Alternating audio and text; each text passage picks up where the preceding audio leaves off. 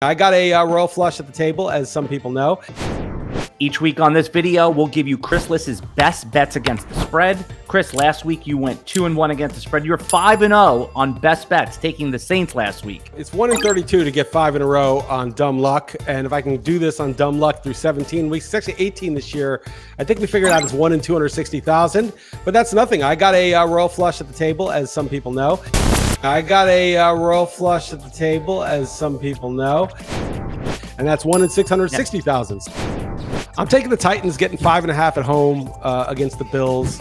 The Bills just they vanquished their AFC title game loss last year against the Chiefs. They went into Kansas City and beat them. They look like one of the very top dogs in the AFC. The Titans are just sitting there like trying to battle it out with the Colts for the worst division in football. But they're at home on Monday night. They had an easy game against the Jaguars last week. Give me the 5.5 in the Titans. This is one of those spreads where I could see a lot of square money being on the other side, looking at the two teams, thinking less than a touchdown, I'm going to take it. So that's an interesting play right there. Who's your second best bet of the week? I like the Dolphins. I think this is the one in London. They're laying 3.5. But, Urban Meyer got bailed out by John Gruden a little bit. Like the focus came off of him. That team is just inept. And the Dolphins could get Tua back, who's, not a great player, but he's definitely better than Brissett. I'm going to lay the wood with the Dolphins. Tua certainly has a lot to prove. That I certainly know Justin Herbert at this point. Who's your third best bet of the week for week 6? Yeah, I've got two others that are sort of 50-50. I'll give you both, but officially we can use the Browns hosting the Cardinals.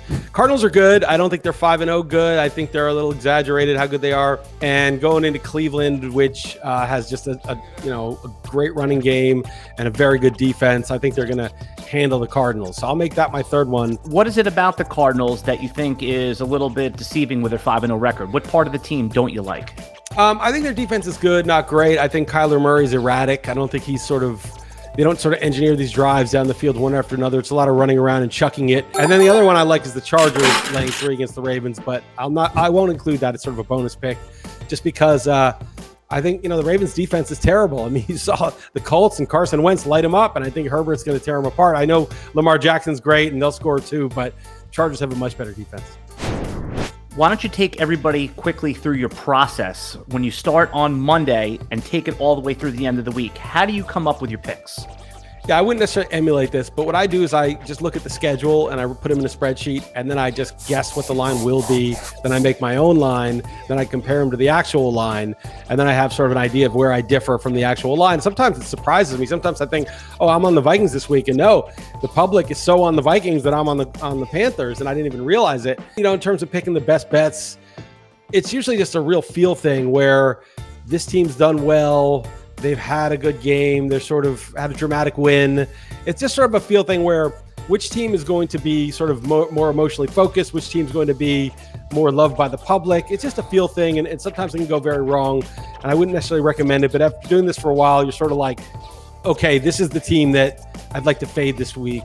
To read Chris Liss's column, Beating the Book, each week on RotoWire.com, go to RotoWire right now, and you can try it for 10 days free. Go to RotoWire.com/try.